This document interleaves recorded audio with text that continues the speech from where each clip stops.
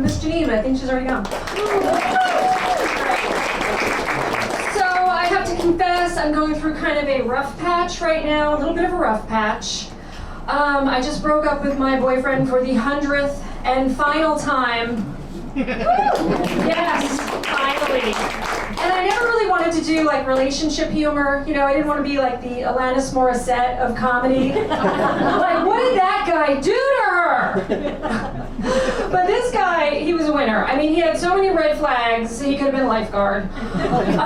So I just, you know, I kind of had signs and I sort of ignored them, like we all do. I don't believe too much in the horoscope stuff, but I had to look at this one. I'm a Taurus, so it was an earth sign, you know, and he was a narcissist, which is like the hot air sign, so I knew. I should have known it wasn't going to work. The other thing, he was gluten-free. Is anybody here gluten-free? Oh God, I feel so sorry for you. There's nothing you can eat. It's miserable. There's nothing good you can eat if you're gluten-free. So I found out I was gluten-free intolerant. It was doomed, really. And then he's Irish. Yeah. And I'm 100% Italian. Yeah. That's right, I'm so Italian I can't pronounce my own name. So I kind of felt like that like cultural thing was not going to work either, because if you grow up in an Italian household, it's totally crazy. There's just nothing like it. And if anybody's FBI in here, you know what I'm talking about.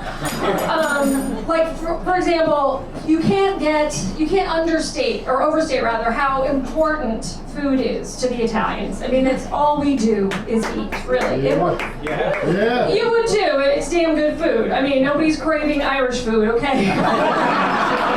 Boiled cabbage, I cannot wait. So it's like, if we're not eating food, we're talking about the last meal. If we're not talking about the thing we're going to have tomorrow, it's because there's food in our mouth.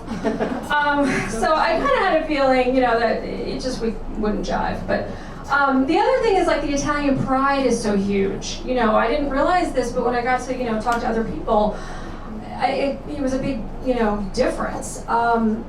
You know, my mother brought us up to believe, like, look, if it's Italian, it's awesome. You know, anything really good, anything really great, the Italians probably invented it or perfected it. It's easy to remember, really. And you think about it, you know, Michelangelo, Leonardo da Vinci, you know that he invented the rotisserie? He really did.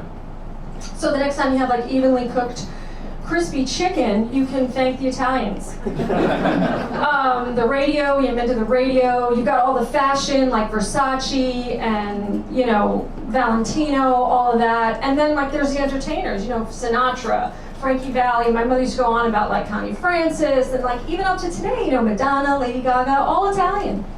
Okay, and like if that's not enough for you, we organized crime. No small feat.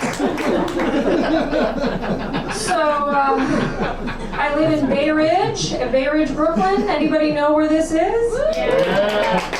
It is the last uncool part of Brooklyn. It really is. It's the land that time forgot. It's so far away from everything else.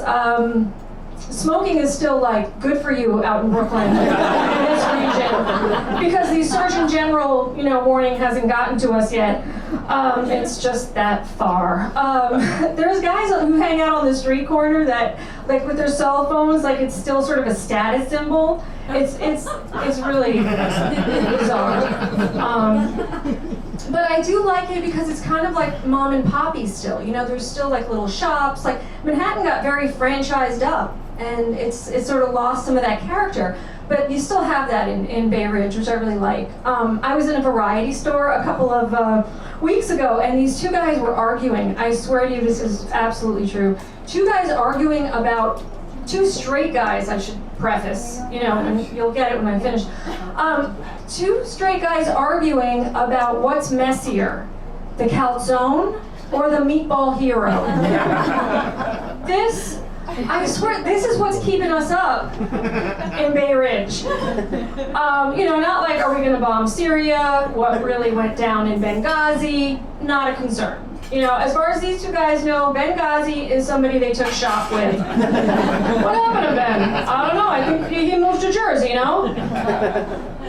So, yeah, marriage a little bit out there. But it's okay for me because, you know, I realize I'm just not hip enough to go to, like, Williamsburg. I can't. You have to have a tat to get on the L train. And now I'm getting older, I start to realize, like, it starts to really bother me. If I see somebody completely tatted up, I just turn into my mother. I kind of do one of these, like, I want to just yell and go, what is the matter with you? Everything starts with that, too. You look like you fell into a wet comic book.